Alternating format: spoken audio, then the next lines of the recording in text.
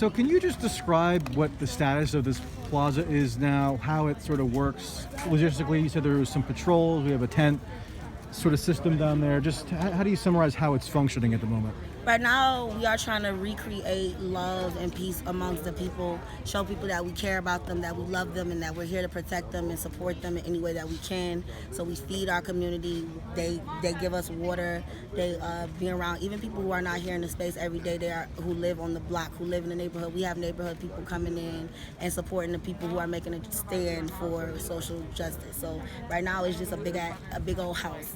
It's a big old house of nurses, warriors and soldiers and civilians and just regular common folks. We play chess together, we play spades together, we cry together, we fight each other sometimes because people be outside tripping because they hurt and because they're angry. But we have established a little village here, and I hope that we can continue to let it grow and prosper without people coming in trying to make it something that it is not. It is not a church. So I do have an issue with church people coming in here trying to make it that. And some of them are setting up right here. Yeah, so they're setting up over there, and they said that it was the church on the corner, and I want to make it clear that it was not the church on the corner who is doing that. The church on the corner actually had service in their parking lot, and I'm like, whoa, this is kind of different from the pushback that I gave them. And I did talk to the pastor, and I did talk to the lady, and they did tell me that they support what I'm saying, but in the same breath, they still did not honor my voice on their stage. And who are some of these church people who are coming from the outside? Are they like evangelicals, or how do you describe them theologically? Do you know? Did they tell you? I believe that they're Christian people from all different type of churches, and they're just here to try to heal the people and pray for them and things like that. But like I said, my issue isn't about getting prayer. Definitely need prayer. Definitely need y'all to keep on uplifting the people who stay here and live here and breathe here, but at the same time, if you're silencing the black voices or the mixed people or anybody's voice period, then you are standing against what we are here for. And they said that they're with an organization, and then like I said, they scapegoated the black church over here, saying that it was them who said these things, but they made it clear that anything that happens outside of Sunday church services is people coming in doing their own thing, and we can't tell them to get out because this is a public space, but at the same time, they out of their mind if they think that I'm going to be here and you telling me that I can't speak. And you said that somebody accused you of having a tone that wasn't family friendly or something to that effect? Yeah, it was a lady. Her name was Carissa, and she did apologize. So let me, because I'm a forgiving person. So I'm not here to bash anybody. I'm just here to tell my truth. Now, her name was Carissa, and her husband had initially told me, yes, I could say my poem. And then I had written out my poem. At the service? Yes, the next day, because they were backed up. And I understand people timing and everything like that. You can't just walk up and expect for anybody to honor and have space for you. And I respect that. But he did tell me, yes, I could say my poem. And the next day, he was going to allow me to do that. And he told me to connect with his wife and send her my poem, which I did. And she texted me back because she didn't understand my poem. But instead of asking me a question about the poem, she told me that my poem was not family friendly. My voice was not family friendly, or the tone of the poem was not family. And you read the poem earlier, and there are what I guess some might see as graphic lines where you're talking about rape type situations and things, right? But the Bible is more graphic than anything that I could have said, and that's my reality. Right. Can I chime in for just a second? Absolutely. Okay, yeah. Interestingly enough, I had just watched a special on Toni Morrison. Yes. Okay, right? Yes. And she actually has like a similar writing. I think it was either Beloved or it was a book that. Yep, it is. There Beloved. was a movie. It was Beloved. Beloved. It talked a lot about what you had said, basically about the daughter who the mom killed the daughter and slit her throat because she did not want the daughter to be enslaved. You read that? You just recently read that? Yeah. I read that in 9th grade, and that's why I wrote that poem. Yeah. So I'm saying to you, when you started to reiterate that or say your poem, I was like, damn, that is so much like what I just wrote about Toni Morrison. That reminded me of her. Absolutely. So I was going to say thank you Yeah. so much. For me, I did not feel that was anti-family friendly. I because it's a literary artwork. Thank you. So thank you for speaking that. I wanted to tell you. Thank you. I'm Just right away when you started up on that, I was like, yeah. How is the Minneapolis police treating this area now? Are they hands off? Do they enter? What is this? What is the situation there? They're pretty hands off as far as they not coming into our bear cages, no, unless we allow them to. Matter of fact, it was some issue that happened on the end of this block. Actually, where they're setting up at, there was a dead body there like a couple of weeks ago, and we needed the police to come in and help mediate that situation because there's people always here. And our medics were working on resuscitating the guy who had got shot, and our security team was allowing MPD in, but they were gassing and macing the people, and they maced our medics. So how they handle the situation, if they're allowed in here, they're violent like always, or they're hostile like always, but for the most part, they won't come in our bear cage. They'll go around, they'll patrol the area every now and again. I think my security team said they see the police every now and again. But for the most part, they don't come in this area. I haven't seen a police bring his car down the street. When you were speaking earlier, you mentioned how this has sort of become a tourist spot. Yes. What has that evolution been like? Because you just talked to a lady who came from Texas, a man who came from Florida, so long ways away. What is that? Watching that evolution been like, where it's now this sort of tourist attraction? It's like, for me, it's more. It's not even the fact that people are coming, because I want people to come from different states, and I want them to understand that we are still fighting for them, and we are still fighting for the people who had stood up with us when everything had went down. We really want people to know that we are still fighting this fight, and nobody's alone, and nobody has forgotten, and that Minnesota and Minneapolis have not forgotten that a man was murdered and that we are violated as black people every day in America. Nobody has forgotten that. But it's not the fact that they tour. I think the issue is that they don't hold conversations with nobody. They don't go up to people, and I understand that we are all different and we all got our comfortability levels. But like I said, a lady walked up to me and she asked me what was 12. And I'm like, this lady not from my neighborhood, no. But at the end of the day, she could have introduced herself to me first, or she could have asked me how I'm doing today and then asked me a question. And I understand that, like, now a lot of people know, especially white people, don't know that you're supposed to greet somebody first before you ask them questions. A lot of people don't know that.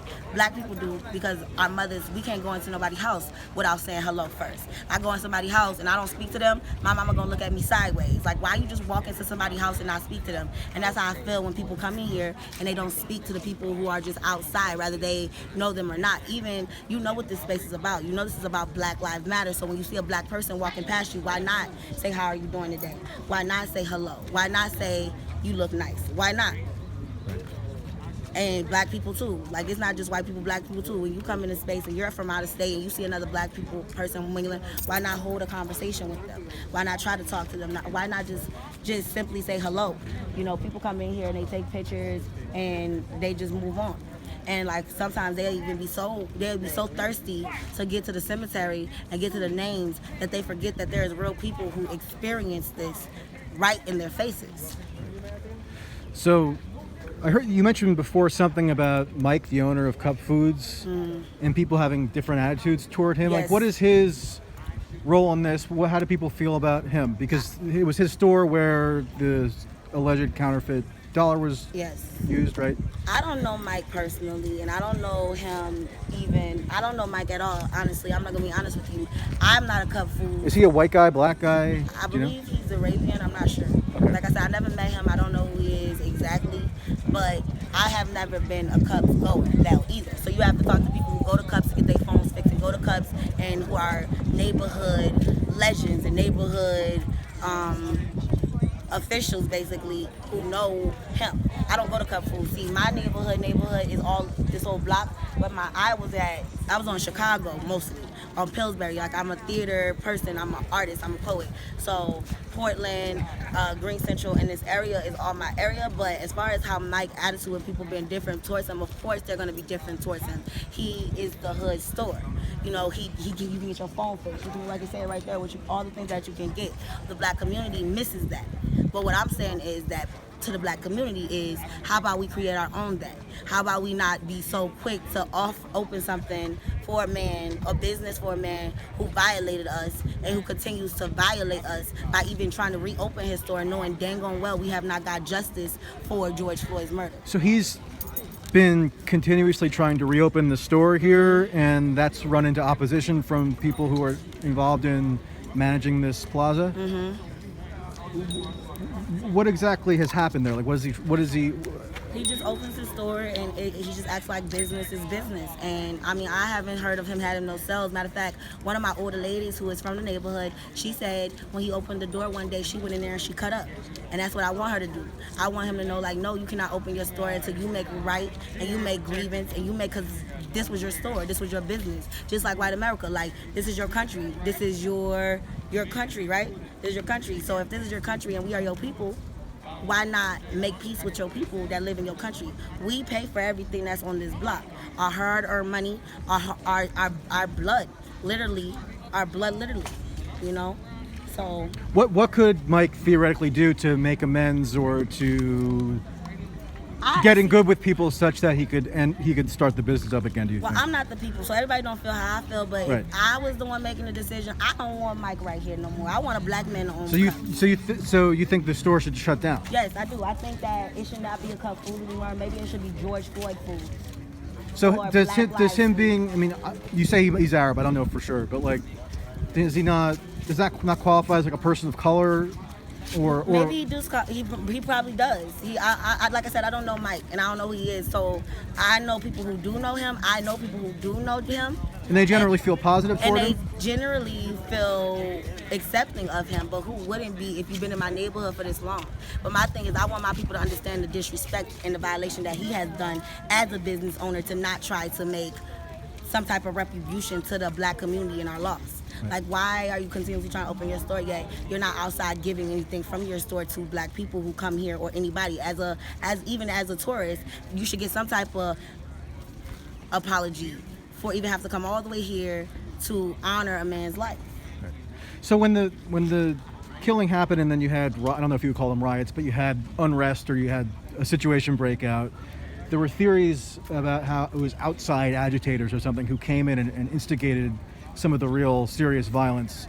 Is that what happened? I mean, what's your perspective on that? There's definitely outside people that came and agitated the people and came to rile them up and came to do other things that black people did not initially want to do. But I'm not going to say that they were agitators and they had like unlicensed plates and things like that, and they were, they were just in the crowds there to do a disturbance kind of thing and to make it a more violent situation than it initially was. But at the end of the day, we needed those people, and I'm going to be honest about that. We needed them people because of the simple fact that if we didn't have people who went crazy, literally, that went crazy blowing everything up, it wouldn't have made this type of impact that it made.